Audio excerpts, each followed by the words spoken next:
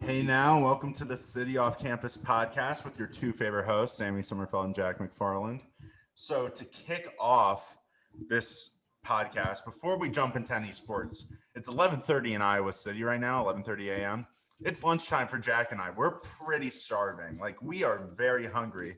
So there was only one thing we could get for lunch, which was an Estela's burrito, of course. And speaking of Estela's, keep staying active on the Stella's gift card giveaway. We've got a lot, going with that right now. It's going on until April 23rd. You have a chance to win a $25 gift card. So stay engaged on our socials and be on the lookout for the winner April 23rd.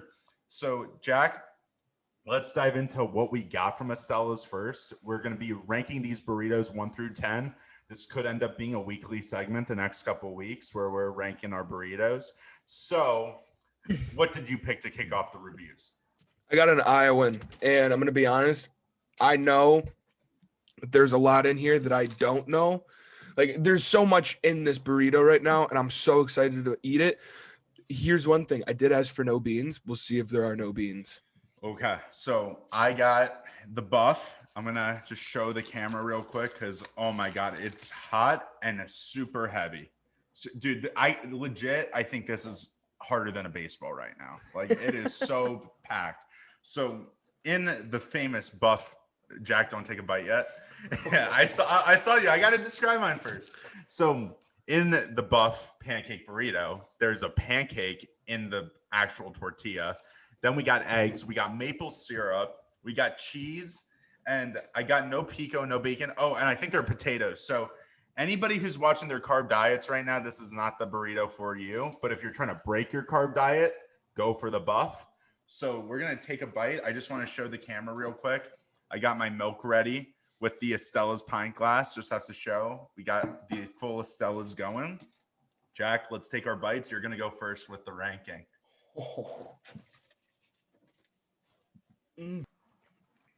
Okay. I'll go first. So I just bit into it, and now I know everything that's in there. So obviously I have eggs, cheese, I have white rice, bacon, chorizo, and I don't see any beans. So that's a plus. I'm going to give this right off the bat because I don't think I've tasted everything in this burrito. But if I had to give it a score, I'm going to give this breakfast burrito an 8.4.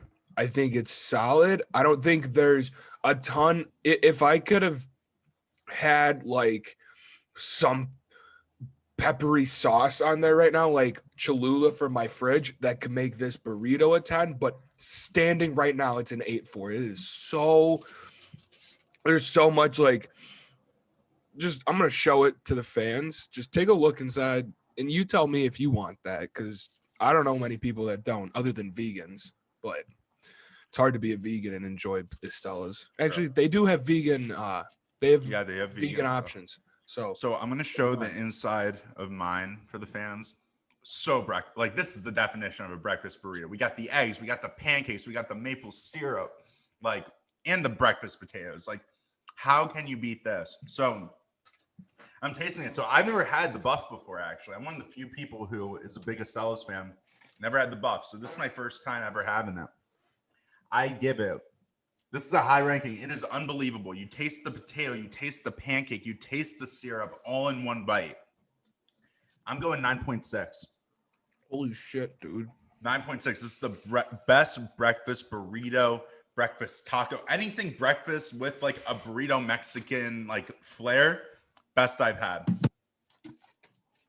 Really? And I have to admit, I'm not a big like scrambled eggs guy, to be honest. I'm a big like egg whites type of guy now. I've kind of made that transition over the last year or two. I make a lot of egg whites. So for me to enjoy the eggs, like normal eggs, says a lot. It says a lot. The eggs aren't burnt. They're like made perfect conditions. The potatoes are nice and soft. They're not like hard or like too crispy. Then you got the pancake. Dude, I might just start going for the pancakes, dude. The pancake is gas. Yeah. It's absolute gas. I think I had this my sophomore year, and I got a breakfast burrito at night because they were like, hey, they're all day. So It's like, dude, when in Rome, you have to get breakfast when a place offers it all day, all night. Of course. And I think I got this, and I haven't had it since, but I made a mistake not getting this ever again. This is unbelievable. This is so fat too. I know. If you guys see, it's larger than my hand. Okay. Like, you can't wrap your full hand around this burrito. And the thing with this burrito, Dave Portnoy talks about the flop test. Flop test this burrito, nothing falls out. Like, it's not, the tortilla doesn't get all over the place. It's not messy. Like, sorry, one piece fell out, but it stays compact. Like, it is so tightly wrapped. I honestly think if you take a knife and cut into it, it might take a couple cuts to really unravel the whole thing. All right. Well, burrito talk aside, because we're going to be diving into these for the rest of the pod. Yeah. What do we have first to talk about today? So I think we have to talk about some things that are sports related but not sports related, which are sports movies, because there have been quite a few announcements lately. So first I want to talk about Space Jam. I'm calling it Space Jam 2. Just straight up Space Jam. That's fair. That's what I've been calling it. Space Jam: The New Legacy, the LeBron Space Jam. Wait, is that its actual like title? The New Space Legacy? Jam: The New Legacy. I'm not a fan of that. They should have just went for the 2 route, but I know. That's just me. But LeBron always says he's not the second 23 and all that BS. So talking about that, that's fine, dude. It's a movie. Yeah, the trailer came out a couple weeks ago. Jack, what are your thoughts? How does it compare to Space Jam, the first one with MJ, with the original Bugs Bunny, with the original Lola Bunny, like with Bill Murray, like great Chicago Cubs fan, very infamous Chicago Cubs fan. Just have to put that in there. Where does Space Jam 1 you think is going to rank to Space Jam 2? Well, I don't think it'll top 1, but I'm going to be honest, like the trailer looked really interesting. I watched it, and it kind of had everything in the trailer that you would want. I'm excited for it personally. I think it'd be a breath of fresh air, and I think it'll be good. And I think they will include a lot of faces that we will recognize that'll just kind of off-put the whole, oh, he's not Jordan, this can't be the real Space Jam. Like, well, this is the new legacy or whatever you just called it. So all right, yeah, they'll have some new NBA faces in there, and it won't just be LeBron. So I think it'll be okay. I'm optimistic. I'm gonna give the trailer a 7 out of 10. I think it was good. I think the graphics are gonna be a little overdone. I think it's gonna be a little too like animation focused instead of just focusing on the basketball and the Looney Tunes. But the intriguing take I find to be really interesting is how AD's featured in it, Chris Paul, Blake Griffin, Dame Dollar, the best rapper in the NBA. Like, I find the way they might have incorporated them to be very, very interesting. Instead of just like the first Space Jam where Barkley, Bird, all those guys get their powers or their basketball abilities taken from them, and then that's it. And you just watch them, quote unquote, struggle when their powers are taken. I think it's interesting that those guys might have become the Monstars. Yeah, I mean, we'll see. I don't know what I feel like. I feel like they're also going to tailor this movie to a generation that has never seen Space Jam 1. So I'm curious to see what kind of like stupid 2021 twists they're going to put on it, because there will be one, and I'm probably not going to like it, nor will a lot of people. But well, my question for you is like, with AD being on the opposite team probably as Bron, do you think like it's kind of an insult to say like LeBron's going to be able to beat AD and all these other guys single-handedly, like just with the Looney Tunes? Like, is that to show that like maybe AD isn't really a true superstar? Oh my God, we are getting deep. I mean, it's just Space a question. Jam. No, this is your interpretation of Space Jam, and we're getting deep at not even noon on a Wednesday about Space Jam and its meaning with Anthony Davis in the league. I think maybe you gotta ask the tough questions. I mean, maybe, but like we'll never know. Like, do you think who's the director of this? Oh, I forgot his name. I'm just curious if like he has any like connection to NBA culture or just like an interest in the game, because we personally will never know like what AD against LeBron in their prime will look like, you know? We never really will. And I guess maybe this is his best way of like trying to characterize or like show what it would be in movie form, loosely around Space Jam. But that's just the only thing I could think of. Like maybe he is a fan of the NBA and he goes, well, this is like the only way we could see it other than playing the video game or That's true. like 2K. I think Bronny should have been in the film though as his son. I think we would have loved to see some Bronny action in the film. That's just me though. Yeah, and hold on. First off, LeBron's kid in that trailer is the moodiest little motherfucker ever. Oh, like, yeah. He literally would just not listen to LeBron, his dad. Like, who wouldn't listen to LeBron James? I mean, I will reference the Bronny IG story over the bubble. Might have not listened to Bronny. We don't have to say what it was, but Bronny's been a little disobedient at times. So maybe it's a little accurate. Let's just say maybe it's a little accurate. But, maybe Bronny is portrayed a little better in this movie than we thought. Even though he's not in it. But going into another movie that got announced this past week on Twitter, Kevin James playing Sean Payton. Sean Payton, the New Orleans Saints coach, if people aren't familiar with him. So, do you think What's your take on that? Do you think Sean Payton said, yeah, Kevin James can play me if he loses like 50 pounds? Or do you think he just said, yeah, Kevin James can play me? Because Kevin James does not look like Sean Payton at all. No. I wonder if he's going to be like using this movie as an excuse to lose a lot of weight. Like, it's like, you know how like Zac Efron trained like insane amounts to be in Baywatch? Like, he ate like 7 meals a day and stuff. I wonder if Kevin James is going to be like, okay, I'm going to stick to 3 meals a day. I'm going to stick to my fruits and vegetables. Going to eat 1 protein every meal.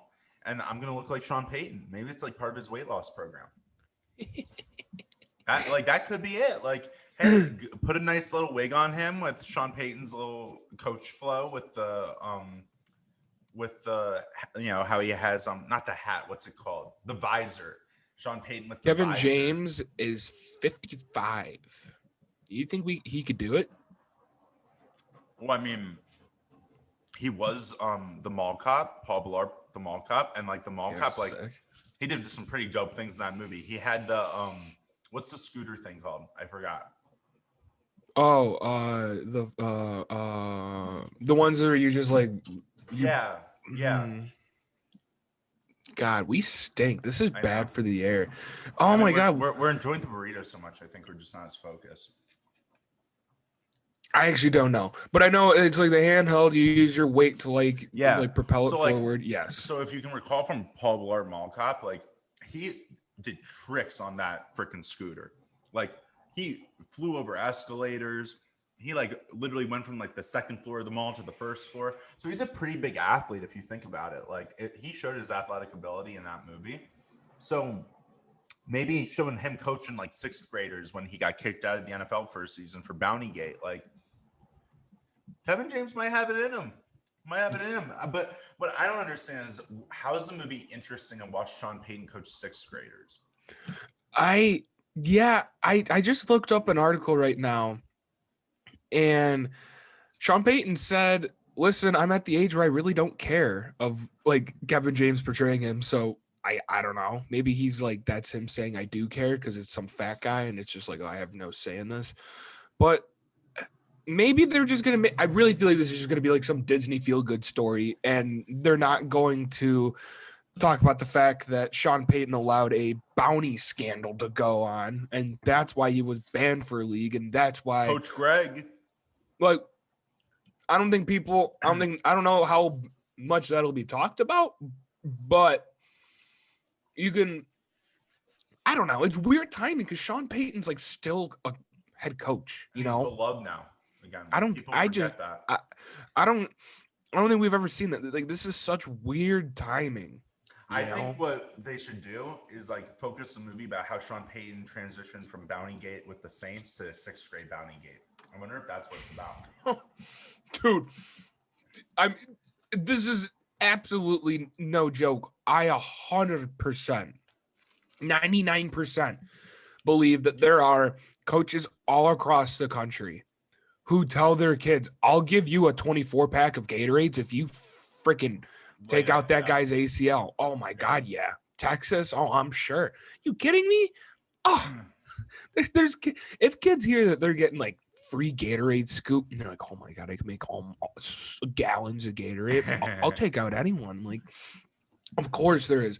And I definitely I could definitely see Sean Payton having like that moment. You know that scene from American Sniper where Chris Kyle gets back home and the dog's playing with the kid in the yard, and then he like snaps, and then he's like, I need to chill out, man. Mm-hmm. That's gonna be like Sean Payton. Like, I really feel like he's gonna be amped up with the 6th graders.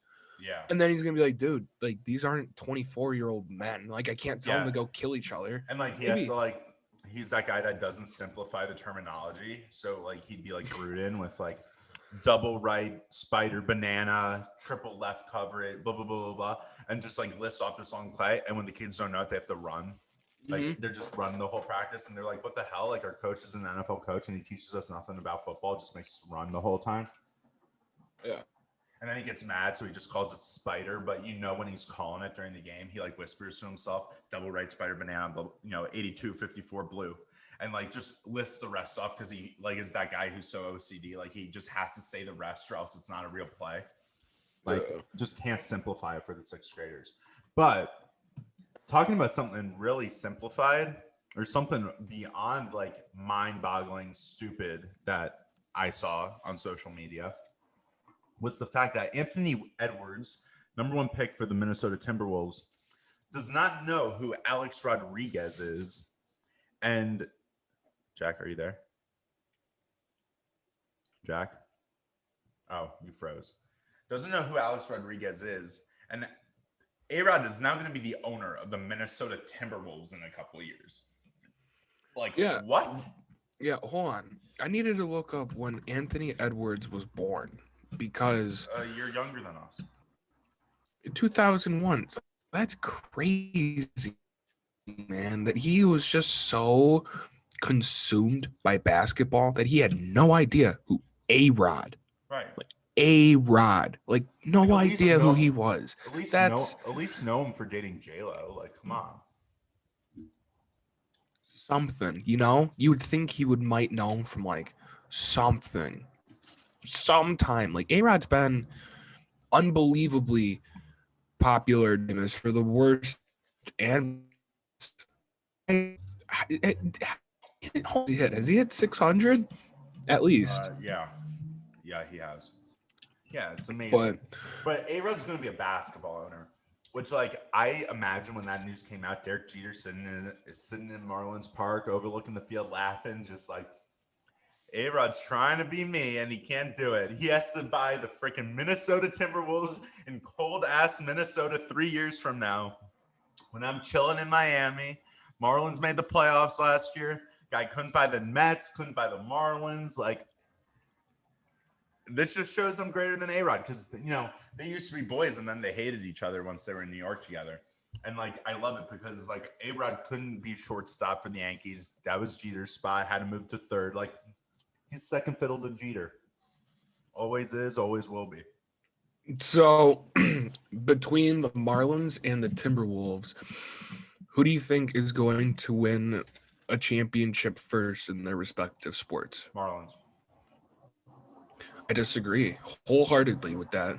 What? I think it's easy. I think it's easier to get better quicker in the NBA than it is in baseball.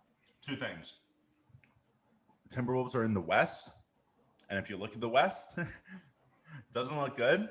Bro, once LeBron retires, who knows? Dude, look at Cat though, bro. Like Cat, like he's dominant statistically, but what does he do outside of put up numbers? He's like their new Andrew Wiggins, in my opinion. Like they have D-Lo. Yeah, but like they have too many. Coach. They have an interim coach right now. Who's coach? Ryan Sanders got fired. What's his name? Got fired. I don't know who their interim is, but Ryan Saunders got fired this season. You know what? Whoever it is, I'm going to become a fan of him. Because you just inherited the worst team. and possibly the worst franchise right now. Chris Finch. Okay. I'm the biggest Chris Finch guy right now. I think Chris Finch has the chance to turn this team around into something that, quite frankly, Minnesota fans have not seen since Kevin Garnett. And let's talk about Minnesota for a hot second.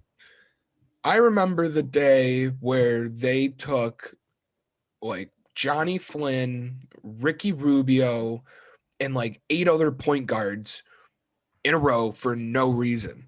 Yeah. And I was like, man, this organization is ran terribly. And they have been forever, it feels like. Like they just don't do things correctly. I don't know what it'll take, man. It's crazy. So how are you saying they're going to win before the Marlins? The Marlins made the playoffs. They have such a good young core that they're building around, and they've taken vets at because Peter's been pulling some Moneyball stuff because he gets vets like Dickerson or Marte or all these people who they're getting them for like pennies on the dollar, and they're just crushing it. Because then what? Where's the Marlins draft pick going to be if they make the playoffs and lose first round? It's going to be like in the 20s. Yeah, but they already have all these prospects. Okay. They have the Mesa brothers. They have some. Dude, I don't know who those guys are. Who Victor? are they? You don't know Victor Mesa? No. Oh, dude, they're so good. Look them up. And they're top prospects. Dude, they have so many good young players. Like, I hate to admit it because I was so mad when they traded away Giancarlo. I thought it was the dumbest move to trade away Yelich and Giancarlo. But if you look at it now, they probably could have been contenders for a World Series. They probably couldn't have beat the Dodgers. But are you shitting me? You just say that they could have been. Stop. You're better than that, dude. They had Yelich. Sam, you don't. Sam, you don't say anything, man. I know you're better than that. They had Stanton coming off an MVP year when they traded him. They had Yelich going into his MVP years. They had Ozuna who was putting up all-star numbers. He was making all-star teams. How much better can your outfield be there? Then you had D. Gordon. Ozuna can't play the outfield, bro. He stinks. They didn't need him for that. And also, too, they had it's still a liability. They had Dietrich at the time who was dominating. Like, Dietrich made an all-star team after he left there. Like, they had Justin Bour who was playing well, and they got rid of him. He made an all-star team, too, I think. So, like, they had pieces. And Jared Saltalamacchia. No, and JT Realmuto, who was an all-star catcher. Saltalamacchia was before him, right? Yeah. I was a big Saltalamacchia guy. No, but they had JT. I'm saying like right when Derek Jeter took over, though, they had JT, they had Yelich, they had all these. They had the core that they needed, and all they needed was like a good shortstop or something like that. That's all they needed, and they could have gotten it. And then pitching, their pitching was a mess. But the only reason it was a mess, though, too, was because they lost their ace, so they couldn't build around somebody. So it was like they had to start from scratch, so they had to trade everybody. But like, I was mad at first when they, trade all those guys away. But looking at them now, they're doing everything right. They have that young team. They have Don Mattingly, who wants to win, who is a winner. And, like, the Marlins, in my opinion, like, could be a real team the next year or two. So obviously the Marlins traded away, like, a lot of those players. And you have been talking about getting the prospects back, being patient, letting that all develop.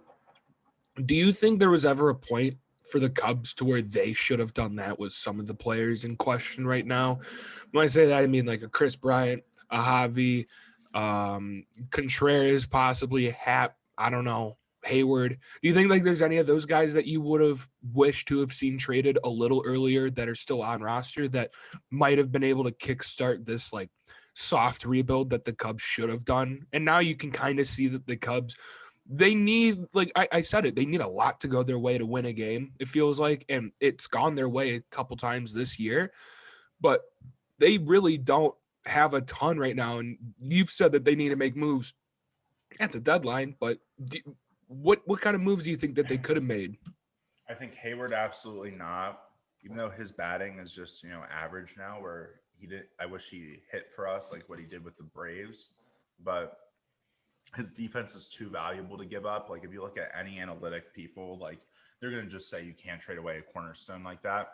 And like he's a vet, let him age out of the contract, and then that will just speak for itself. It's not worth trading him for, subpar fielders or subpar hitters, whatever. I think KB was the guy in question for me because I was a huge KB fan when he came up, dude. Honestly, I thought KB was going to be the greatest Cub of all time. Like that's where I thought he was going. Like I did, because you looked at his highlights, dude, in college, and he just hit bombs, dude. He just hit bombs. It was beautiful. The day we drafted KB, like Jack cried the other day when we were talking when one of the Sox players hit a home run. Your mean really hit his pathetic. home run and was like 8 for 8. That's pretty sick. It was really pathetic. I cried when we got Chris Bryant because I knew it was a game changer for us. I knew we had a right guy. I looked at it as the Ryan Sandberg-esque type of move. And so when we brought him up to the big leagues, oh boy, dude, I told everybody, I'm like, he's going to be the guy. He's going to be unbelievable. And he was like, dude, his first 2 years, he got like 99 RBIs, 20 something home runs. Next year, he got over 100 RBIs. And the first 3 years, that's what he was producing. Then obviously he hit a wall, big wall, car crash. It was more like a car crash. Like he was running into a dumpster truck. Like it was bad. What about Javi? How would you describe Javi? Javi's kind of hit a wall too. Javi just swings at everything. And like we thought he'd get better at like having some self-restraint. He just doesn't have it. Like it's Javi, like it is what it is. But I think about Chris Bryant and I think about what he is to the culture of the Cubs though too. And he's just one of those guys. If you trade Chris Bryant away, nobody has hope. Nobody has hope. Even if he's struggling. Nobody has hope that we could be contenders like in that. No, I think one of if those guys, you just got to ride it out, and if he walks in free agency, he walks. You can't just let him walk, I think, man, because he's gonna get paid. You got to be able to. I think you should trade him, but like, how much do you get in return for him? That's what I'm saying. I have absolutely no idea, and it's probably not very much, but rather trade. Jack, you're freezing. Hello? I can't. Yeah, I can't do anything about it. It's MediaCom. Here's the thing. Yeah, MediaCom. Thanks, MediaCom. The thing with KB is I kind of like this last dance mentality we have right now. I'm not saying we're the Bulls, but it's kind of that last dance mentality where Rossi knows, Riz knows, KB knows how their backs are against the wall, boy. They are against the wall. If you want to be a Cub lifer, if you want to wear this uniform and get paid, you got to earn it with a real run again. You got to earn it, show that we have this course, though. And they haven't given up on what they built because, you know what? I'll admit, Jed, Theo, and the boys, Jason too. Can't forget Jason McLeod. Best prospect guy ever, like best scouting like person of all time. But besides that, they're attached to these guys. Like when we went on that run, we weren't expecting to go on in 2015. The boys were like, this could be a dynasty. They were like, we are legit. Like this could be a dynasty. Made it to the NLCS against the Mets. We lost. It was what it was. You say this all the time. Then 2016. Best season in baseball history. This is such a broken record with you. I'm telling you, Sam. You say this at least once every time we bring up the Cubs. 2017, we're on the World Series hangover, okay?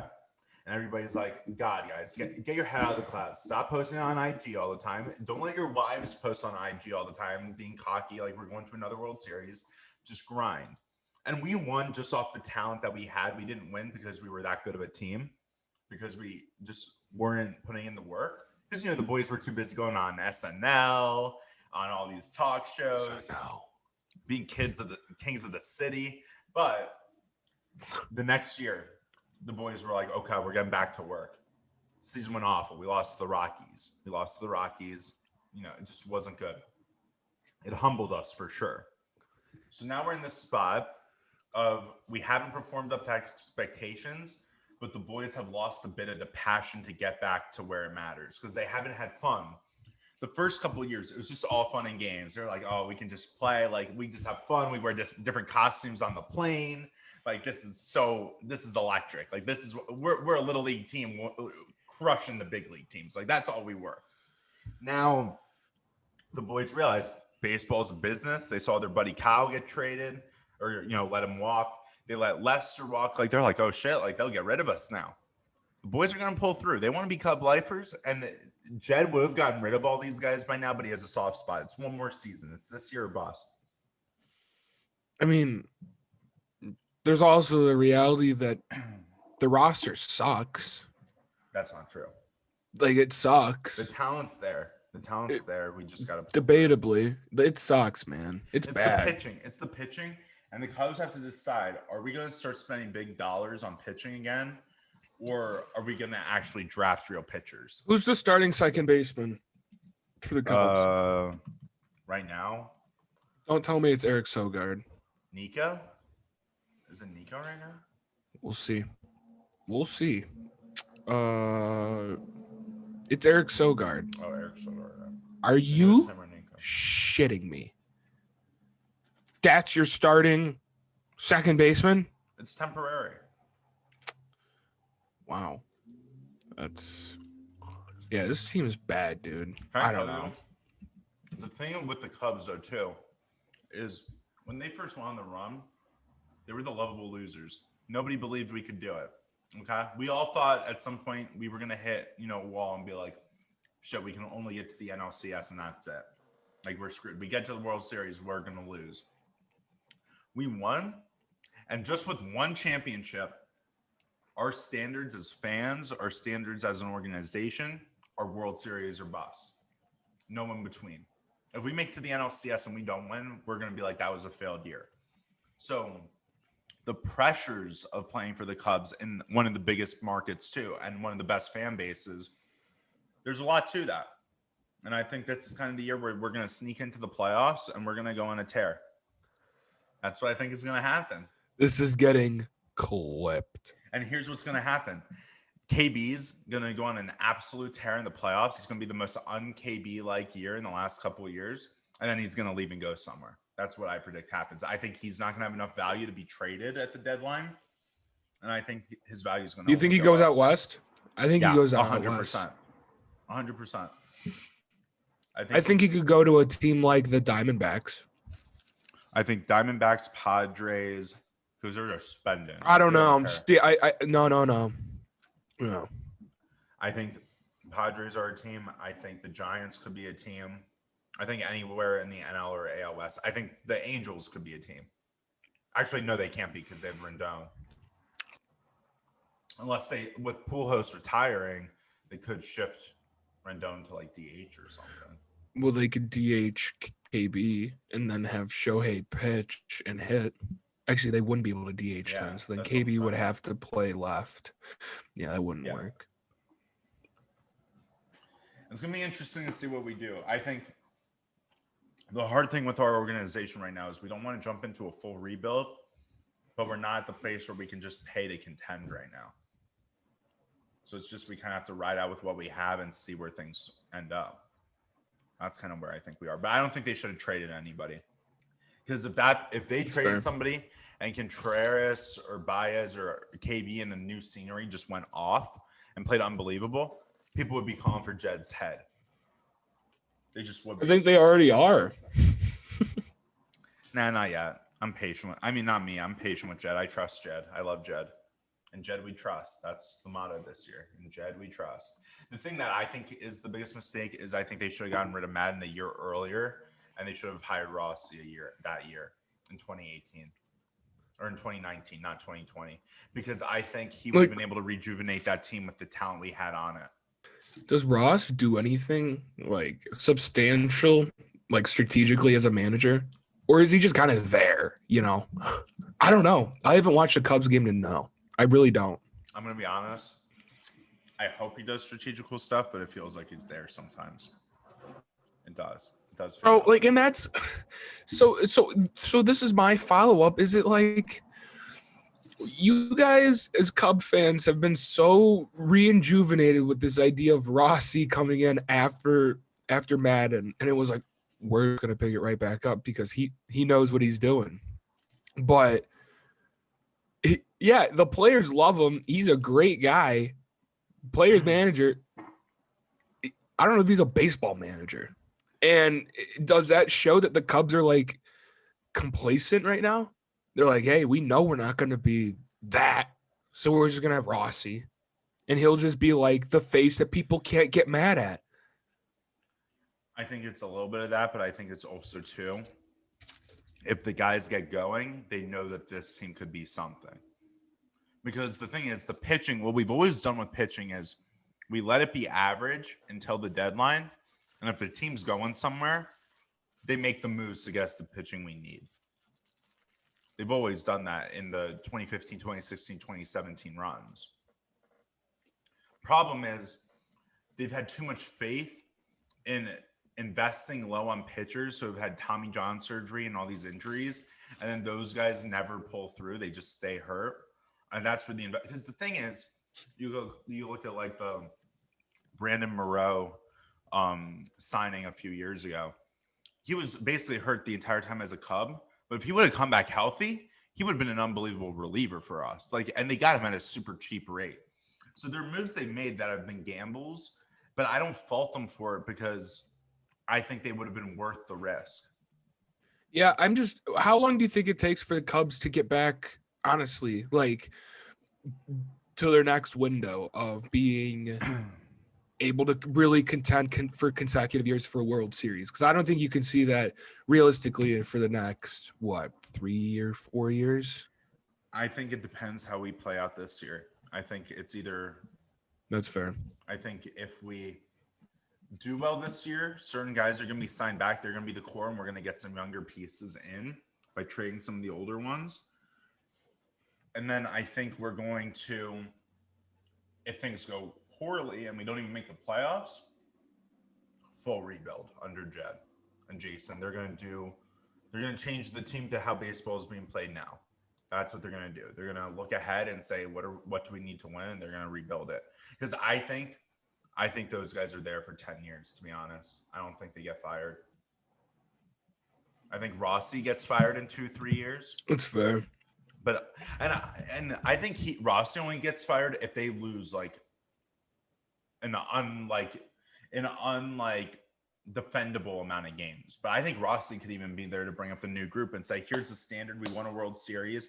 You're going to come up my way, and he's going to coach them up.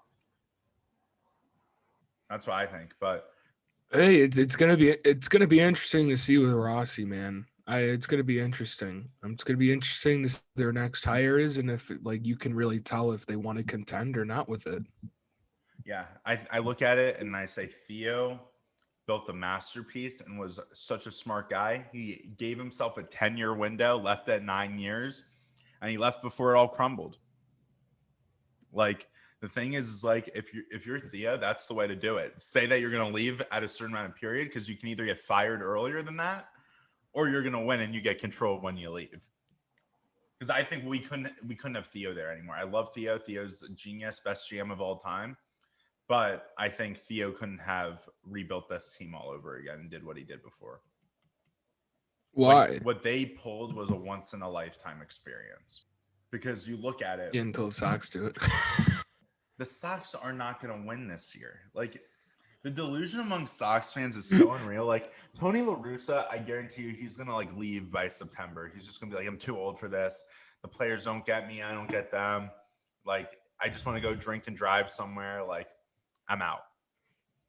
And I think, all right. Easy. But is he not the DUI king of the MLB? Or DWI, whatever you want to call it? No, he is. But let's just pump the brakes on him. DUI. All right, he's still our manager. We haven't fired him yet. The Sox support drunk driving, and I just don't respect that at all from an organization. No, that is so he's done backwards. It multiple times. True. I think Tony La Russa has done a fine job. The thing is, I feel like anybody who's manager of that team could be doing what they're doing right now. I honestly think Rick Renteria could have actually done something with that team, to be honest. You're kidding, right? Yeah. You're joking. No, oh my God. The thing I was going to claim is the Sox are just the copycats of the Cubs. They're what we call our sons. The Sox are our sons. They take the exact manager we fired during our rebuild, hire him, and say, we want you to do the same thing that happened on the north side. We want you to stay here 4 or 5 years, watch us suck, Ricky build up did our it. leaders, and then do it. The only problem is you don't have Theo. Yeah, yeah, I know. I'm right. If you had no, Theo, we have Rick. We have Rick. I'm sorry, just Rick. Here's the thing with Rick. He wants to be Theo. Rick. He wants to be Theo.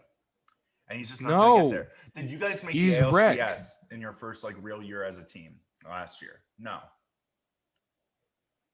You did not. No. You no, failed. We didn't. You failed. You failed.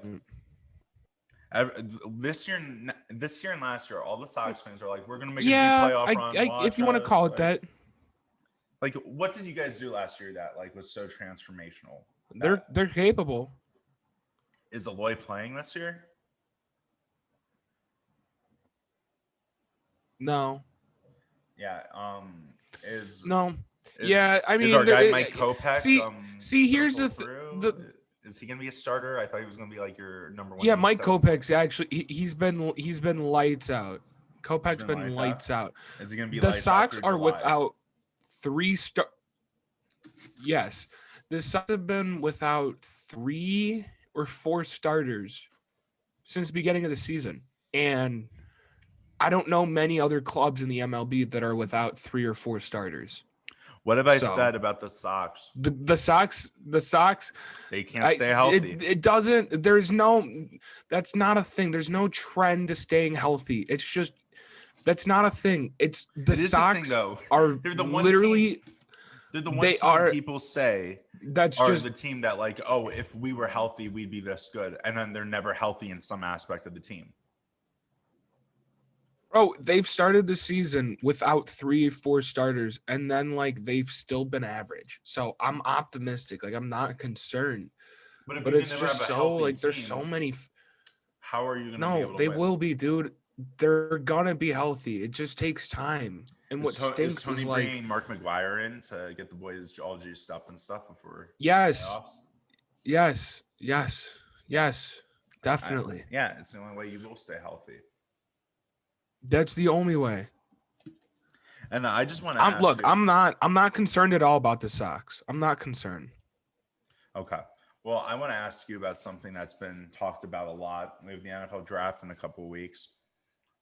Who do you think is going to go where, and what do you think the order of quarterbacks is going to be? We talked about a little bit with Brandon Wimbush, but I want to dive into that a little bit more.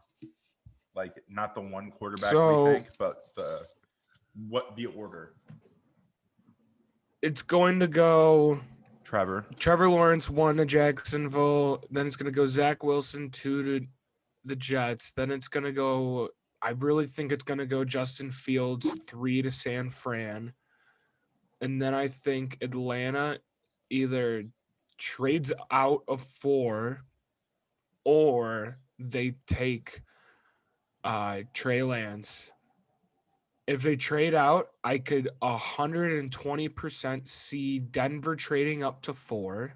Oh, you think it will be Denver? And I could see Denver going up to 4. I could see the Patriots trading up to top 10. Yeah, me too. And I could see if Fields doesn't go 3, I could see New England jumping up and taking Fields because he is so, or Trey Lance, because their skill sets are very comparable to Cam Newton's, and I think it would be very beneficial for them to be behind Cam for a year or compete with Cam, because Cam is that MVP guy. There's no better guy at that type of dual threat size quarterback to learn from. I could see New England. The one thing I'm concerned about is there's been rumors of the Bears moving up, and I don't think there's any legs to that. Personally, I don't think the Bears have any wiggle room to move up. I don't want the Bears drafting so I think that they're going under pace. No, they will. They're taking a quarterback this year. It's going to be, my guess is it's going to be either Davis Mills from Stanford. I really don't want Trask because he's very similar to Foles in that he can't move great. Or I like Kellen Mond from A&M to fall, but the scary thing is they've also talked to Ian Book, and it's like I couldn't imagine if Ian Book was our future. It would be awful. No, it wouldn't be awful, but like, dude, he's a less physically imposing Mitch Trubisky. That's what I'm saying. Yeah, like I don't. Here's the that would be banana lands. Before we wrap up, you broke it down well. My two moves that I think are going to happen are I think the Cowboys trade the Patriots for 10. I think that's how the Patriots get in the top 10. I think the Cowboys fall back and get like a second rounder and a fifth or something from New England for that pick. But I think the move that makes the most sense to me out of everything, and I heard this from somebody else, so I'm stealing it. It's not an original thing, so I'll just say right there, is Miami moves up from 6 and they move up to 4. Stop. They move up to 4 and they get Pitts. Think about it. All they have to do is trade us. Think about how many picks they have, bro. It'd be nothing. And they get the best player in the draft. Why go from 6? But why go from 6 to 4 if you can get him at 6? Not if Atlanta drafts. If Atlanta doesn't draft a QB. If Atlanta doesn't draft a QB, I could see them trading out. They could take Pitts, but they don't run enough 2 tight end sets. Miami runs so many more. They could run with Gesicki. It would be ridiculous. That's and yes, like saying. Atlanta has Hayden Hurst, but their team's built around like spreading the ball out. Atlanta is, and they don't. They already paid Hayden Hurst a fat amount of money, and there's only one. They have a new coach this year, and they have a new coach. They could run 2 tight ends. I know, but it's still. I'm saying it's going to be tough with Matt Ryan. It's going to be tough. Here's the thing, Matt Ryan. If they say we believe he has 2 or 3 more good years left, where if we have enough of an offense and we just build out our defense, like we've got, we want to contend 1 or 2 more times with Julio healthy and all this stuff. Why not draft the best offensive player in the draft? I said that, QB. that was something I said. That was something I said. That was something I said. Think about what Miami could do. They could say to Tua, don't throw outside the numbers. Just throw to Gesicki and him, like Pitts. Be like, those are your wideouts for this year. And we get, whoever they have at wideout right now, Kenny Stills and whoever. And they do that, and then they pound the rock. Like, they could really pull that off. Like, they could say to Tua, dude, Pitts would be so unreal in Miami, I think. I think if you have him in a 2 tight end set, agree.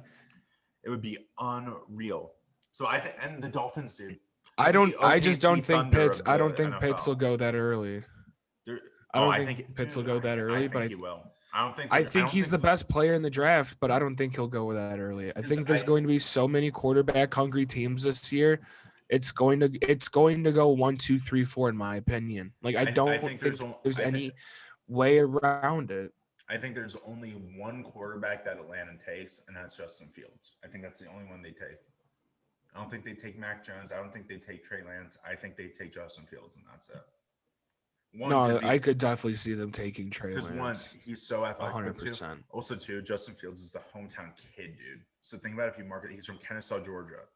Okay, played at Georgia, had to leave because of Jake Fromm. Like, if you draft Justin Fields in Atlanta, that's a big deal. That's a big deal. And in my opinion, I think he's the second best quarterback in the draft. So if you get that talent around Julio and all those guys, but the thing is, you have to say to yourself too, what are they going to do with Matt Ryan? Because they could do 2 things. They could get a quarterback and have him sit for 2-3 years, which I think is kind of the best move. Is I think if you have Justin Fields be like Pat Mahomes, have him sit for a year or 2, learn from Matt Ryan, who was an MVP quarterback, led the team to the Super Bowl, and I think is often overlooked by a lot of people as one of the best quarterbacks in the league. I think they got something there, but I think it would be kind of foolish if Pitts doesn't get drafted at 4, whether it's picked by Atlanta or not Atlanta. Because the thing is, they're going to get another top pick, so why not wait till they could get a better quarterback in that position? I there are going to be so many quarterbacks. Like the next 4 years, dude, quarterbacks are going to be so overpicked. It's the most overpicked position. They can get somebody. I could see Pitts definitely going to Atlanta, but you just said you couldn't. No, I'm thinking, but here's the thing: the only way Atlanta uses that pick is for Pitts, and I don't think that they're a Pitts away from being any better than they were the year before. They need so much help on defense that they're going to have to trade back and accumulate. That's why I'm saying Miami make the trade. But I don't think Miami's already moved down and then back up. I don't think they move up. Have you ever seen the movie Draft Day that our guy Seth Wickersham was on? Yes, and there's a pancake eating motherfucker that gives him his pick back. Like, yeah, I got that. He traded down. Boom, got the jackpot, got the number 1 pick, got the 4th pick, got this, got that, dude. Yeah, but there's no guy that didn't have people not show up to his birthday in this like top 5. Like they're all pretty fucking sure shot to go where they are. I don't see like any gas mask bong videos coming out. I don't see any way. Here's my thing. I don't. Here's my thing. With Miami, they have so many draft picks. Would they want to save the 3rd, 4th round pick, 2nd round pick that they'd have to give up to move up to 4 and just draft a player down the road? Yes. Or would they want to get the best offensive weapon available to pair with Tua? They already were a 10-6 team or, whatever, 11-5. They could get Jamar Chase. He's just as good. Pitts is better. Pitts is better in his own right, but Chase is the top receiver, and that's a problem that Miami has. But if you get Pitts, that hides that problem a little bit more. Well, it hides the problem. You get Darren Waller. You just drafted Darren Waller when you could have Darren Waller. He's better. Well, he's the Hall of Fame tight end in my opinion. I think he's the Hall of Fame player. Holy fuck! You're the type of guy that says Mac Jones is like Tom Brady. No, I've never said that. Let's pump. No, but the thing is, Kyle Pitts, as you look at everything, he's the most complete player who's been in this draft in a long time. He's like, to me, he is the LeBron of the draft. Like, just a surefire, he's going to produce. I don't know. Did you see that tight end that Washington signed from Chile? Yeah, I did see that. Yeah, and they got rid of Thaddeus Moss for him. Yeah, hold on. His numbers, they were ridiculous. This guy, Sammy's Reyes, is a former college basketball player. He's 6'5", 260 pounds, ran a 4.65 40, a 40-inch vertical, and had 30 bench reps with 225. Ooh. And he signed a deal with Washington. That's a big boy. That is a very, very big boy. Now, I am not optimistic about him making it. I do remember there was a guy from Baylor. I forget his name, but he played Rico Gathers. That's his name. He played football for the Cowboys. He was a tight end, and he was terrible. Yep. It was really bad. He was really, really, really, really, really bad. So I don't know if this guy's going to be any better, but, I think that's pretty cool. I can't wait to play with him on Madden. I think that's going to be the coolest part is if he can be on Madden. Jack, you don't play Madden. So for the listeners, I'm gonna throw this out on the pod. See, Jack's afraid to play me in Madden since about February. Yeah, since February when I was in Florida. I was like, yo, let's run some Madden. Let's play. I'm interested to play you. Like, let's do it. And Jack, about every other week or every week for the last 2 months, month and a half, Jack's like, okay, down 5 minutes before we play. Oh, I can't play it. Or, the server, like last week, the server crashed. I can't do it. The servers were fucking crashed, man. It was crazy. It was so excuses. every time we play, he quits on me. Every time. Like, I honestly think it's going to take till the year 2025 for me to finally play him in Madden. I'm calling Sam, it right I'm now. just scared. I'm scared, and I'm honestly terrified in your football knowledge and what you're gonna do to me with the ball in your I hand. know. I scheme. I scheme. I win Super Bowls and I scheme. Make mad moves. Should we play right after this? Oh, well, guys, he's saying we're going to play, and then I'm going to turn my Xbox on, and then he's going to be like, oh, Sam, like, you know what? My buddy's like, they're going on a high V run. I got to go to high V with them real quick. I'm sorry. We'll play later tonight. Let's play around 9. And he knows I'm right. Oh, I got nothing. But let's actually do it. Let's run it. Now that you Okay. call my ass out on the pod, let's do it right now. Let's do it. Okay, guys, we got to run play Madden. Jack, you want to close this thing out?